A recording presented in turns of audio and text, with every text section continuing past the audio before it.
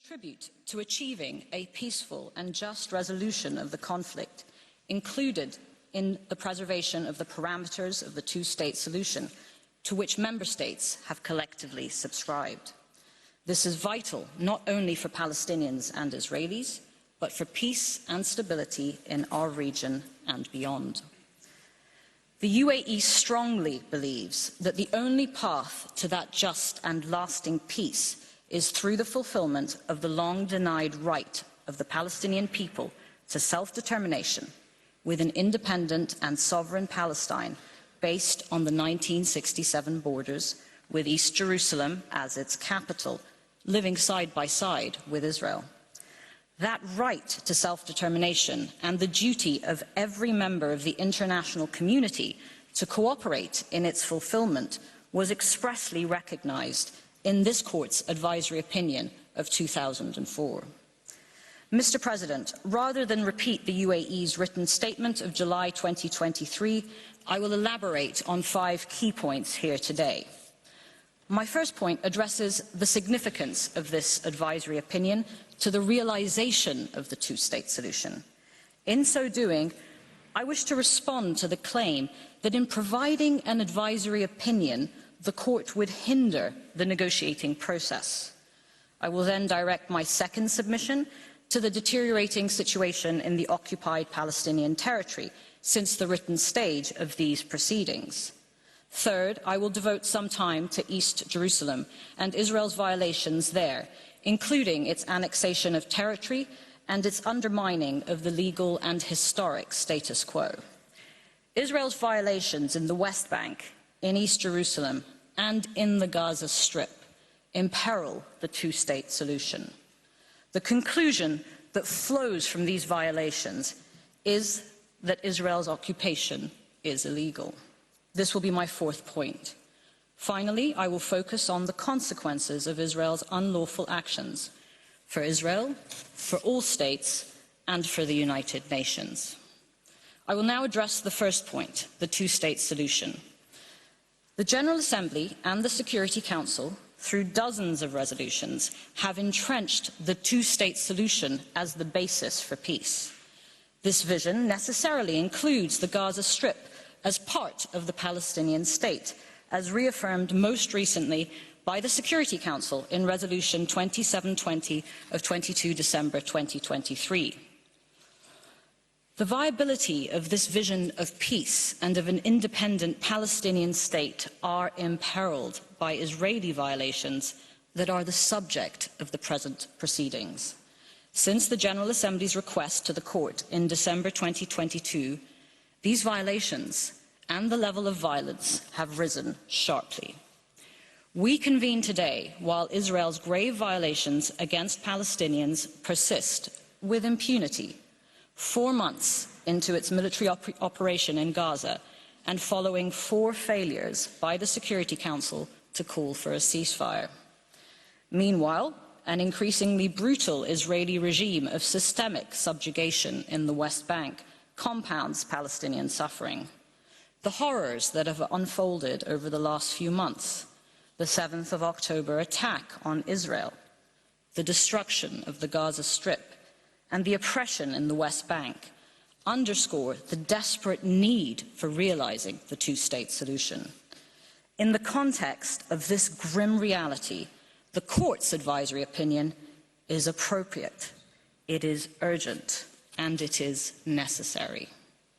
Far from prejudicing the negotiating framework, the Court's opinion will reinforce the contours of the two-state solution.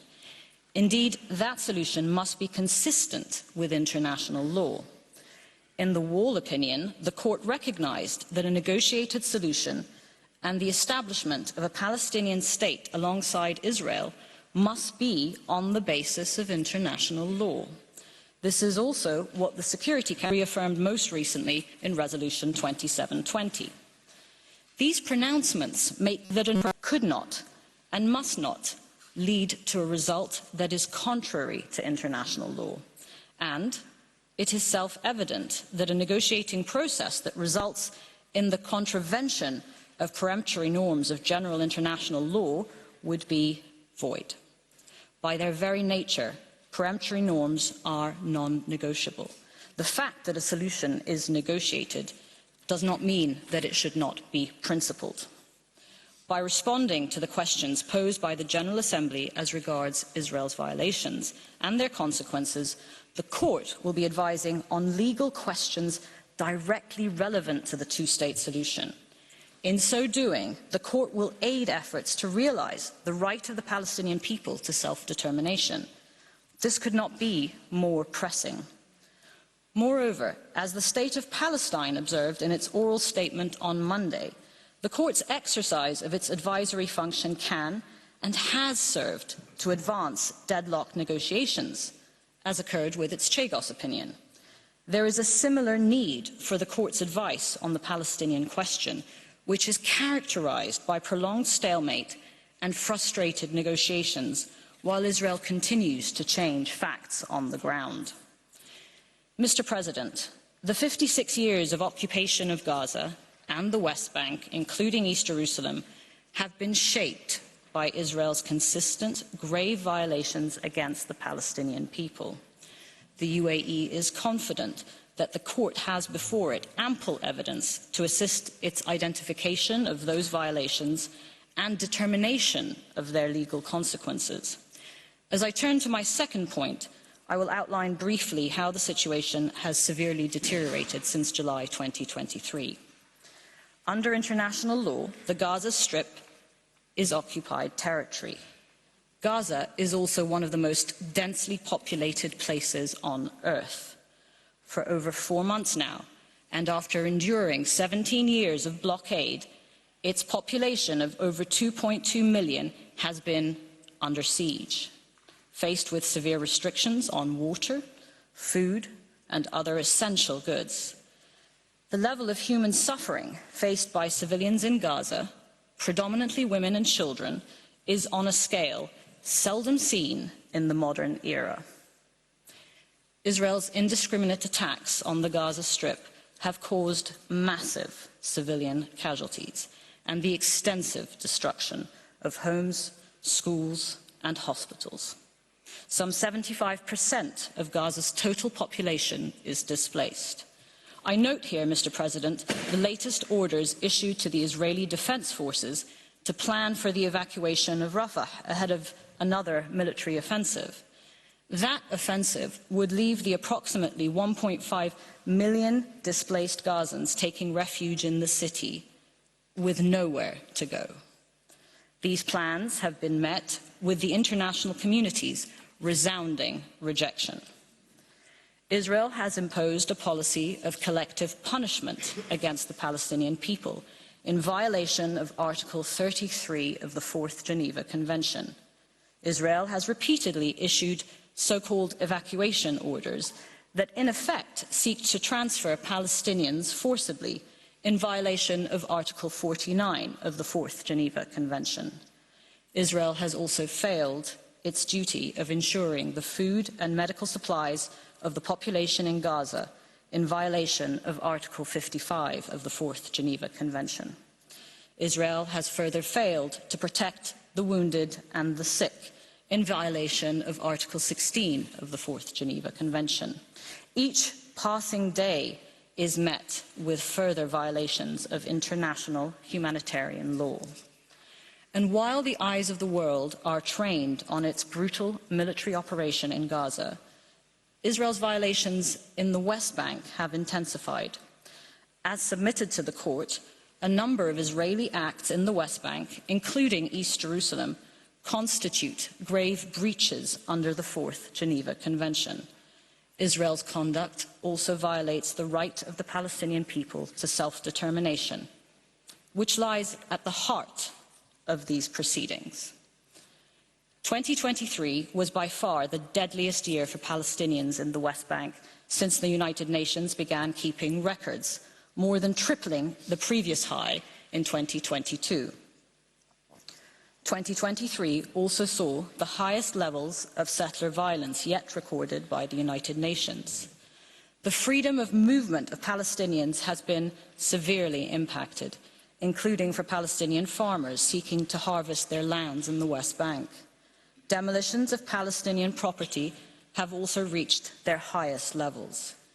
This puts into stark relief the magnitude of this latest iteration of the Israeli settlement enterprise that erodes key components of the Palestinian people's right to self-determination, including the denial of access to ancestral lands and control over natural resources. In addition, there has been an intensification of Israeli settlement construction that undermines the viability of the two-state solution. According to the Secretary-General, 2023 saw the highest reported level of Israeli approvals and support for settler housing in the West Bank, including East Jerusalem. I raise these recent developments to underline that the violations at the core of the questions posed by the General Assembly are not static. After decades of violent dehumanization, dispossession, and despair, the breaches resulting from the Israeli occupation in all parts of the occupied Palestinian territory are worsening at an alarming pace. I will now focus on Israel's long-standing violations in East Jerusalem. Jerusalem is a city of unique cultural and religious depth and texture that has occupied, through history, a place at the crossroads of cultures and civilizations. The city of Jerusalem has the unique feature of being sacred for all three Abrahamic religions and is home to a host of holy places. This feature has put a special imprint on the city's character, and the international community has accordingly underlined the need to preserve Jerusalem's unique spiritual and religious dimensions. If Jerusalem has, throughout its long history, represented one thing, it is tolerance. In the words of UNESCO, more than any other place in the world, Jerusalem embodies the hope and dream of dialogue between cultures, civilizations, and spiritual traditions, a dialogue through which mutual understanding between peoples may flourish. Such is the unique historical nature of Jerusalem that an Israeli official once cautioned that anyone depriving Jerusalem of these contrasts, anyone upsetting the equilibrium by trying to make one factor predominant over another, would make Jerusalem cease to be herself. Jerusalem is a place of enormous significance to hundreds of millions of people worldwide. On account of their artistic, religious, and historical value, the Old City and the holy places are of exceptional importance to all humanity. Jerusalem's unique character has given rise to specific legal obligations as regards the rights of religious communities, including specific guarantees of access to the Christian, Jewish, and Islamic holy places. Since 1757, it has been the case that whoever holds Jerusalem is bound by this legal and historic status quo. As early as 1948, the Security Council urged all governments and authorities concerned to take every possible precaution for the protection of the holy places and of the city of Jerusalem, including access to all shrines and sanctuaries for the purposes of worship. The concerns that motivated the Council then still remain. In 2023, the Security Council called for upholding unchanged the historic status quo at the holy sites in Jerusalem, in word and in practice. Israel has, in agreements with Jordan and with the Holy See, committed to the historic status quo and freedom of access to the holy places in Jerusalem. In the Wall opinion, the Court relied on such bilateral agreements, observing that they were part of the specific guarantees of access to holy places. It is therefore gravely disconcerting that Israel has taken and continues to take measures which undermine the special character of Jerusalem and erase its cultural heritage. Israel is in breach of its obligations by repeatedly interfering with the holy places and hindering freedom of access to them. Since the start of the occupation in 1967, Muslims and Christians have been impeded from worshipping at their holiest sites. Also in breach of the historic status quo are Israel's excavations in Jerusalem. Excavations and tunneling, particularly in and around the Old City, imperil its historical, cultural, and religious character. The works are carried out despite the serious risks to the integrity of Muslim and Christian holy places. The General Assembly has determined that these acts are flagrant violations of the Fourth Geneva Convention. Turning to the question of settlements, the ring settlements in East Jerusalem contribute to the further isolation of the city from the rest of the occupied Palestinian territory. They thereby undermine the viability of East Jerusalem as the capital of an independent Palestinian state. This is fast becoming a fait accompli. Mr. President, Israel's measures to extend its administration and laws to East Jerusalem are inconsistent with the most fundamental tenets of the law of occupation and the right to self-determination. Indeed, Israel's administration of East Jerusalem constitutes annexation of territory on which the Palestinian people have the right to self-determination. International law is unequivocal in this respect. All measures by Israel that affect or aim to alter the status of East Jerusalem are null and void and have no legal effect on its status. By Resolution 478 of 1980, the Security Council affirmed that Israel's enactment of the Basic Law was a violation of international law.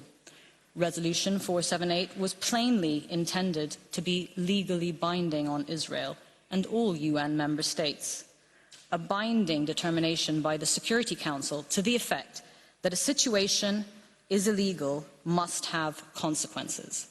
As the court noted in the Namibia opinion, it would be failing in the discharge of its judicial functions if it did not declare that there is an obligation to bring such a situation to an end. Israel's violations in East Jerusalem and throughout the occupied Palestinian territory threaten the viability of the two-state solution and go to the very nature of the occupation. It is in this context that I come to the legality of the occupation itself. The Security Council reaffirmed in 1980 the overriding necessity for ending the prolonged occupation of Arab territories occupied by Israel since 1967. The General Assembly has declared that the Arab territories occupied since 1967 have continued to be under illegal Israeli occupation. Israel's occupation is, as the vast majority of participants in these proceedings have recognized, illegal and must end. Israel's occupation breaches the requirement under the law of occupation that an occupation must be temporary and cannot become permanent. It is in breach of the cardinal principle enshrined in the Charter of the United Nations that the acquisition of territory by war is inadmissible. Israel's occupation, furthermore, violates peremptory norms of general international law, such as the Palestinian people's right to self-determination. Mr. President, whether the illegality of Israel's occupation is determined under general international law or under the Charter, the conclusion is the same. It is illegal. Israel's illegal acts cannot remain without consequence, which takes me to my last point. Mr. President, distinguished members of the Court, I will now address the legal consequences of the ongoing violations by Israel. I wish to draw the Court's attention to the obligations identified by the Court in the Chagos and Wall opinions. First, Israel has, inter alia, an obligation to comply with the primary obligations it has breached, an obligation to ensure cessation of those breaches, and an obligation to make reparation for the damage caused by those breaches. Let me illustrate these obligations with a few examples. This means that Israel must cease all policies and practices impeding the exercise of the Palestinian right to self-determination and repeal all laws and regulations that aim to alter the demographic composition, character, and status of East Jerusalem. It also means that Israel must ensure freedom of access to the holy places and respect the legal and historic status quo. This means that Israel must comply with all its obligations as the occupying power in the occupied Palestinian territory in East Jerusalem, the West Bank, and the Gaza Strip. For example, Israel must bring into the Gaza Strip the necessary food and medical supplies to the Palestinian population, and it must end its siege and all practices depriving Palestinians of supplies essential to their survival. In practical terms, it must mean a ceasefire. It also means that Israel must stop its so-called evacuation orders and forcible transfers of Palestinians. It means that Israel must dismantle settlements in the occupied Palestinian territory and must prevent violence perpetrated by settlers, many of them armed, against Palestinians. And it means that Israel must put an end to its settlement activities, its confiscation of land, demolition of homes, and the transfer of new Israeli settlers to the occupied Palestinian territory. Finally, Israel must also comply with all decisions of the Security Council, in line with Article 25 of the UN Charter. This includes the binding decisions in Resolutions 478, 2334, 2712, and 2720. The UAE further submits that the erga omnes and jus cogens character of norms violated by Israel also give rise to obligations for all states. First, no state may recognize as lawful the situation resulting from Israel's unlawful conduct, nor render assistance to maintain such a situation.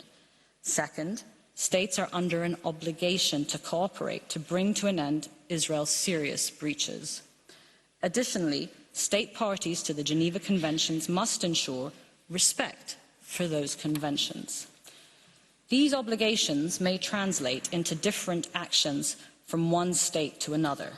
The UAE believes that diplomatic engagement and dialogue can be effective tools to encourage compliance and cessation of unlawful conduct.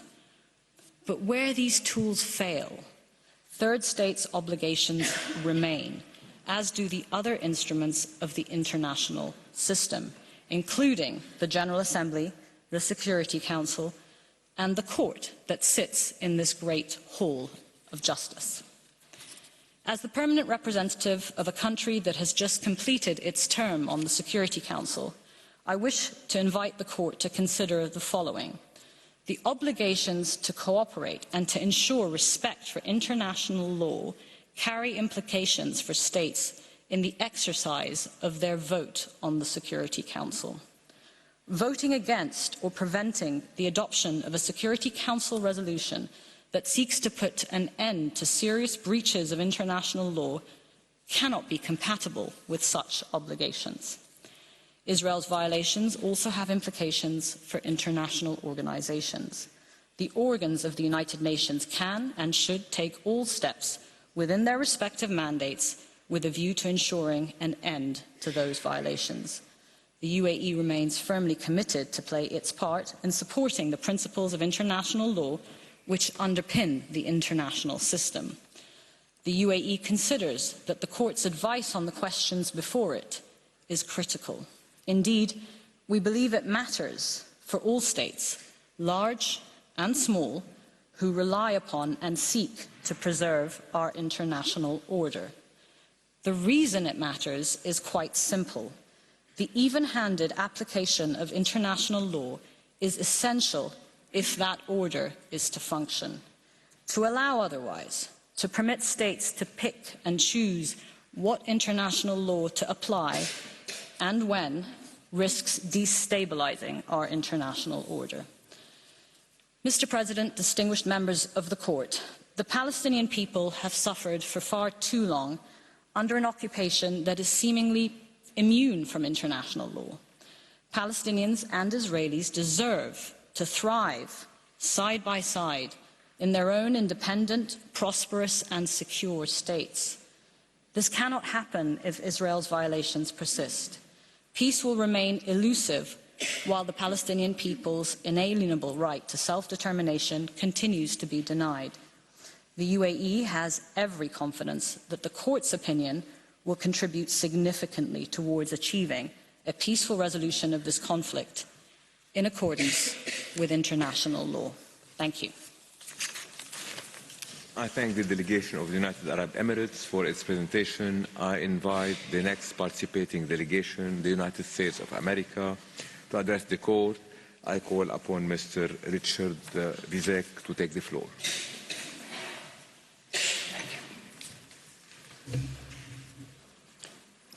Thank you, Mr. President and members of the court. I am honored to appear before you today on behalf of the United States of America. The court has a serious and difficult task before it. In the time since the General Assembly first requested this advisory opinion, the international community has confronted the horror of the terrorist attacks of October 7, including the taking of hostages who have yet to be released, and the ongoing conflict between Israel and Hamas, which has had severe, widespread, and tragic consequences for Palestinian civilians in Gaza. Violence, including extremist settler violence, also surged in the West Bank. The United States, along with others, is engaging intensively with the Palestinians, with Israel, and with other states in the region and within the United Nations, not only to address the current crisis, but to get beyond where we have been, namely to advance a political settlement that will lead to a durable peace in the region that includes lasting security for Israelis and Palestinians and a path to Palestinian statehood. The Security Council and the General Assembly remain convinced that the Israelis and Palestinians must take the steps necessary to resolve their conflict and create such an enduring peace. These principal organs of the United Nations have laid out and continue to endorse the path to achieve that peace through the principles first articulated in Security Council resolutions 242 and 338.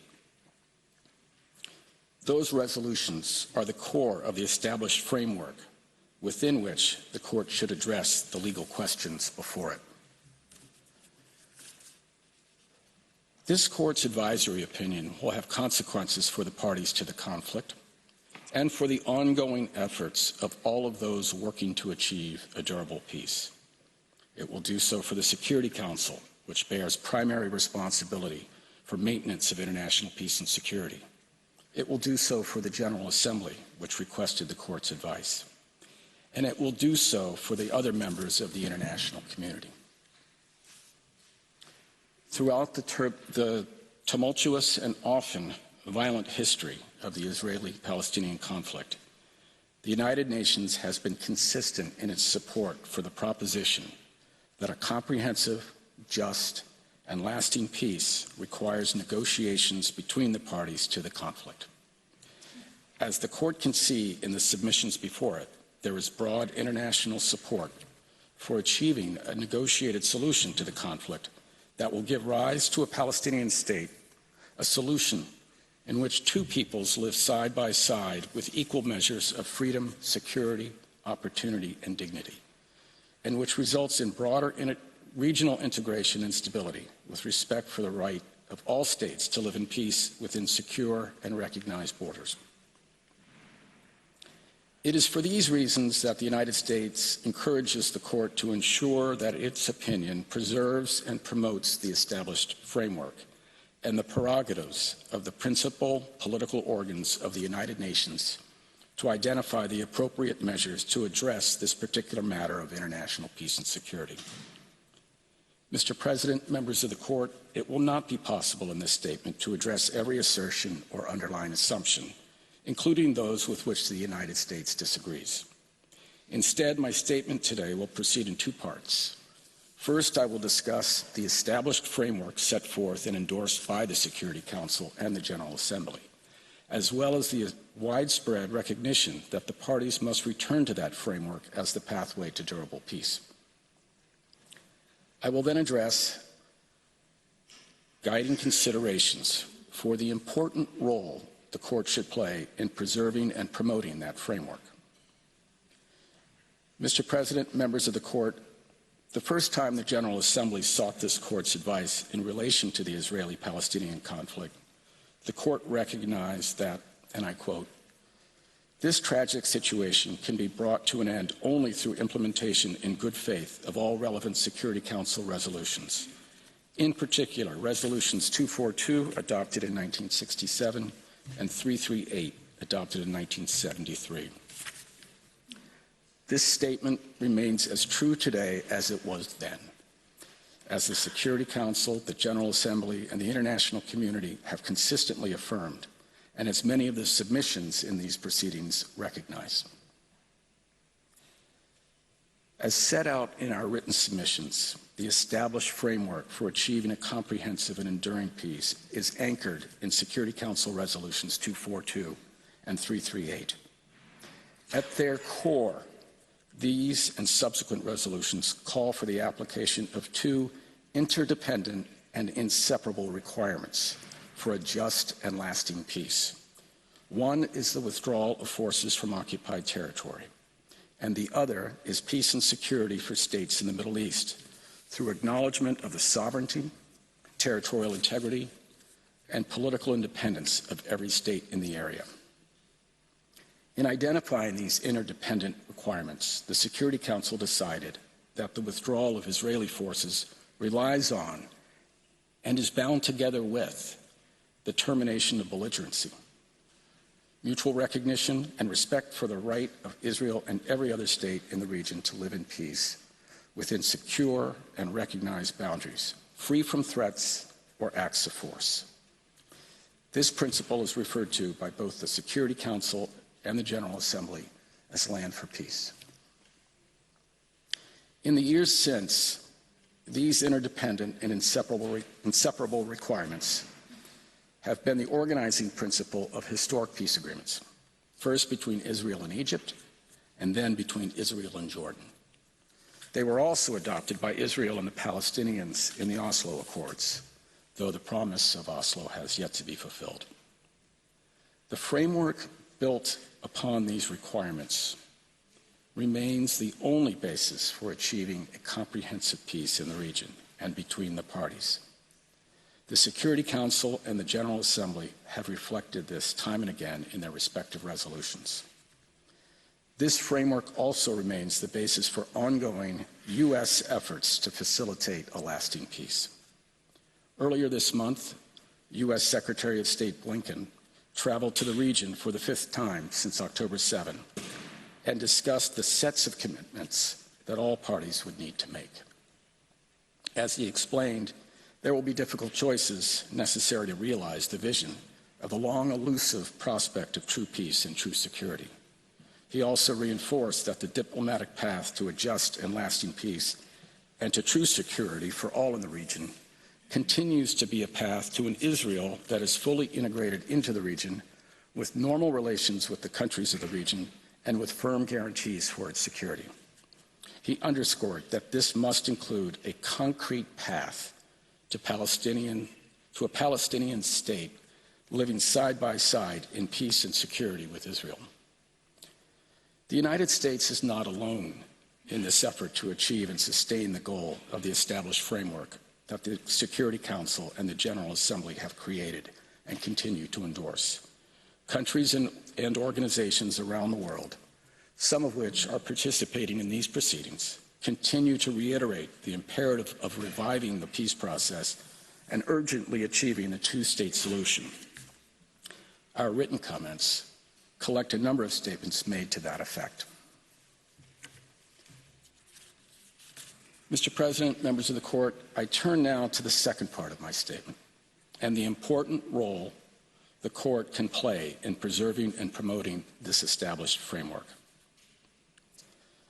The Court has appropriately recognized that its role in rendering an advisory opinion is to assist the requesting UN organ while taking care to avoid a result that could undermine the determinations of the Security Council and its primary responsibility for the maintenance of international peace and security.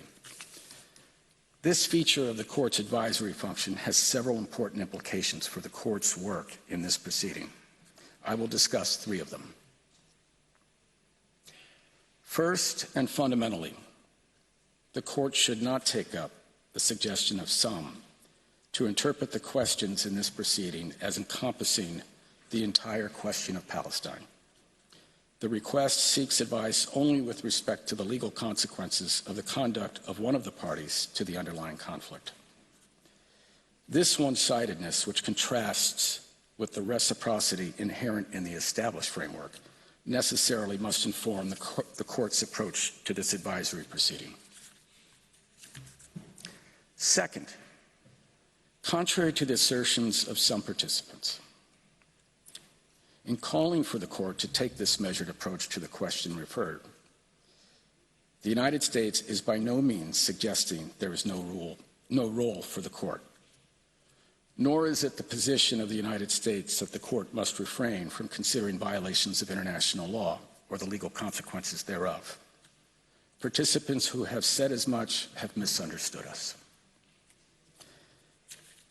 Our argument is grounded in respect for the UN Charter and the roles and responsibilities assigned to the UN's principal organs.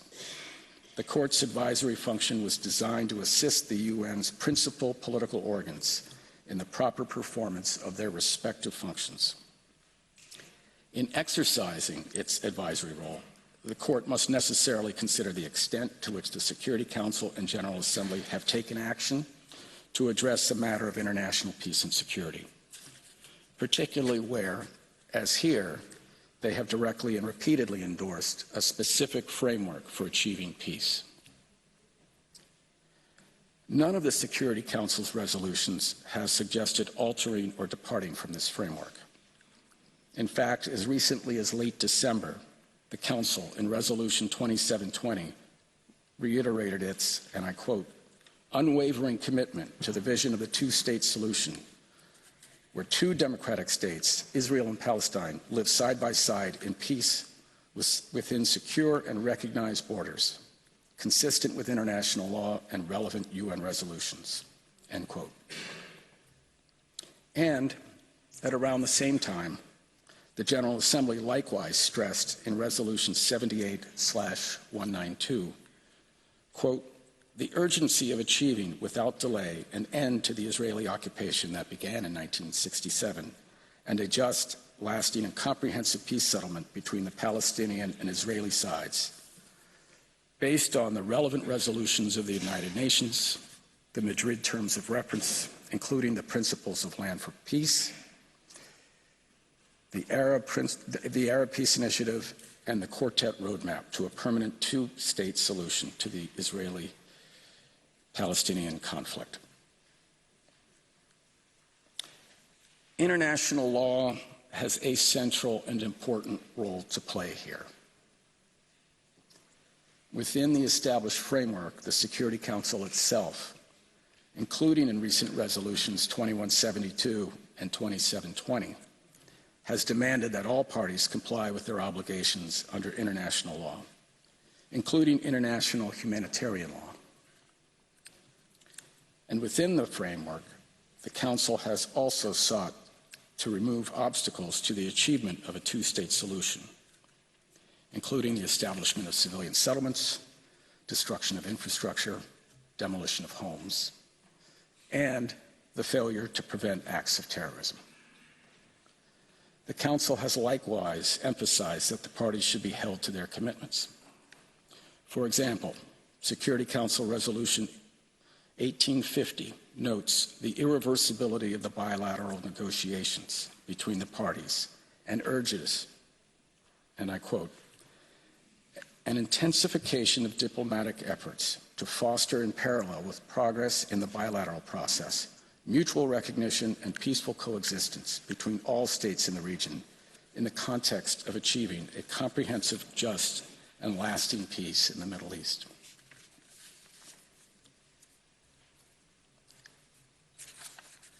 In any consideration by the Court of these or other issues, the challenge for the Court is how to provide its advice in a way that promotes the framework rather than disrupting its balance, potentially making the possibility of negotiations even more difficult. In this regard, it would not, as some participants suggest, be conducive to achievement of the established framework to issue an opinion that calls for a unilateral, immediate, and unconditional withdrawal by Israel that does not account for Israel's legitimate security needs. Whatever the Court's opinion on the legal consequences of particular violations of international law, such an outcome would be contrary to the established framework, which the Security Council and General Assembly have structured around the two interdependent and inseparable elements, not only withdrawal, but also the conditions necessary for peace and security for all states in the region.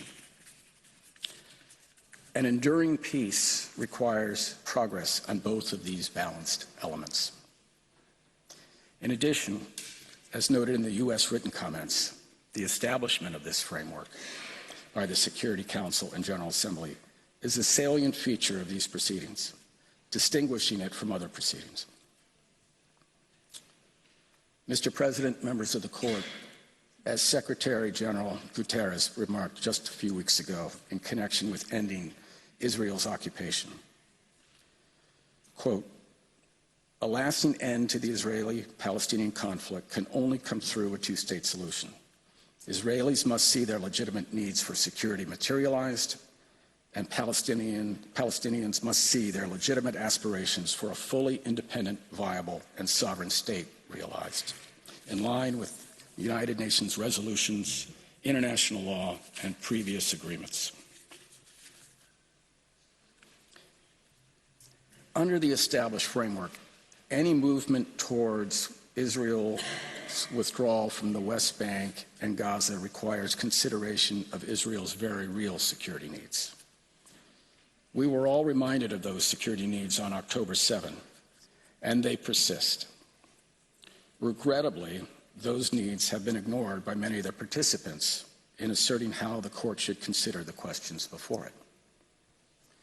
In sum, it is important that the Court keep in mind the balance that the Security Council and General Assembly have determined is necessary to provide the best chance for durable peace.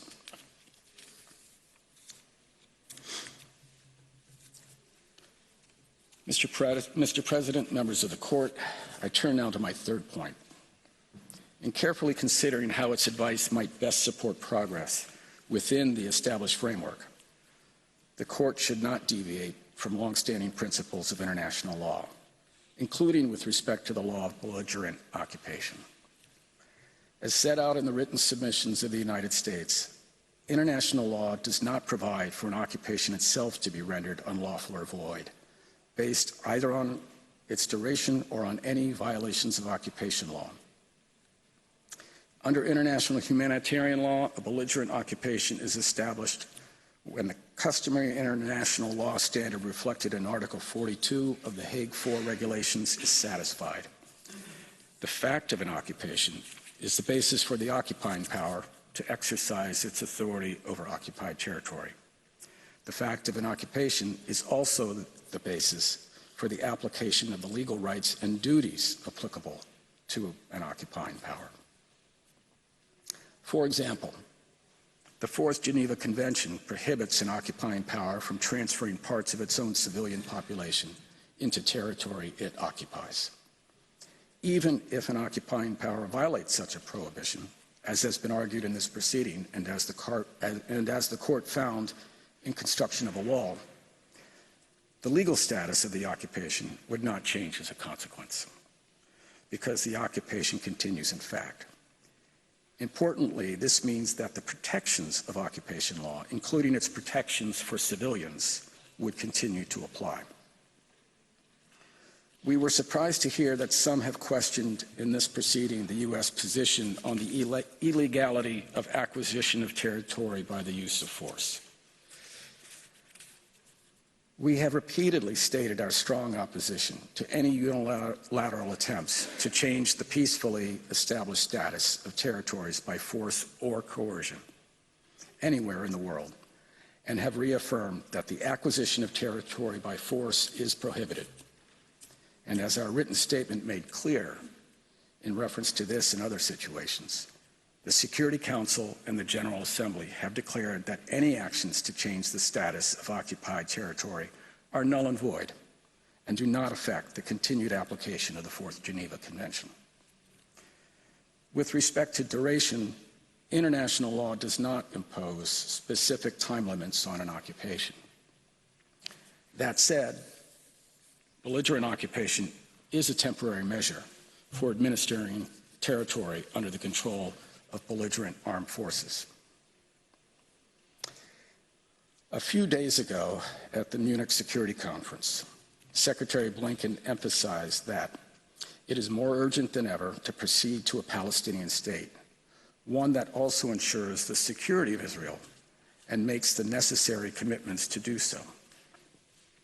In light of these considerations, the Court should not find that Israel is legally obligated to immediately and unconditionally withdraw from occupied territory.